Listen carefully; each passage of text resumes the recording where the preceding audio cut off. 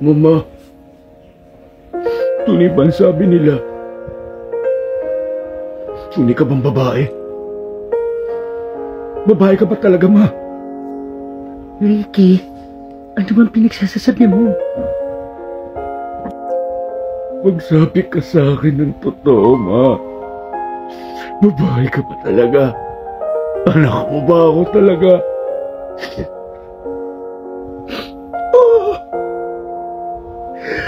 Hindi ako tunay na babae.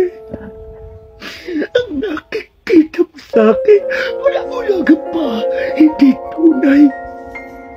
Pero, napanggap lang akong babae.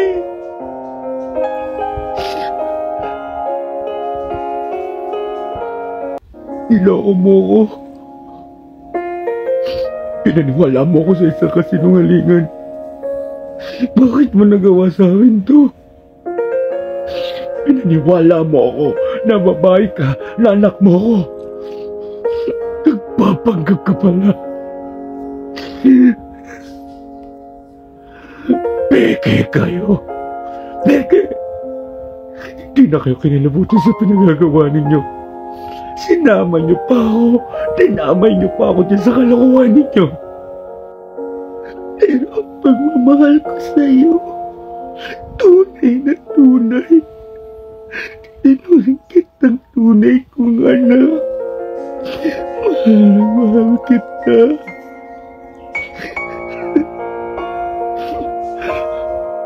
Kaya pala wala akong maipakalala sa aking ama. Yung pala, isa ka ring lalaki na nagpapanggap na babae. Nakakahiya kayo. Nakakahiya kayo. Nahinayaan niyo na lang ako ng maleta ko. Kaysa mabuhay ako ng pagkukunwari na kagaya nito. Malaki kayo yan. Malaki kayo yan. Kababata ko ang tunay mong ina. Sabay kaming lumaki. Mamasukan ng nanay ko sa pamilya ng tunay mong ina. Mayaman sila, Ricky.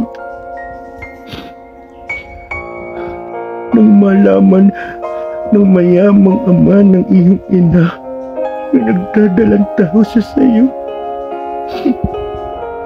napuod siya, lalo na't ang nakapuntis sa kanya ay trabador lamang nila sa bukid. Isang hampas lupa. Pinapatay ng lolo mo ang tatay mo.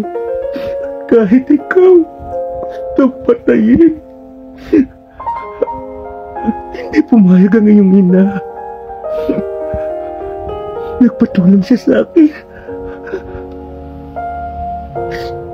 Tumakas kami.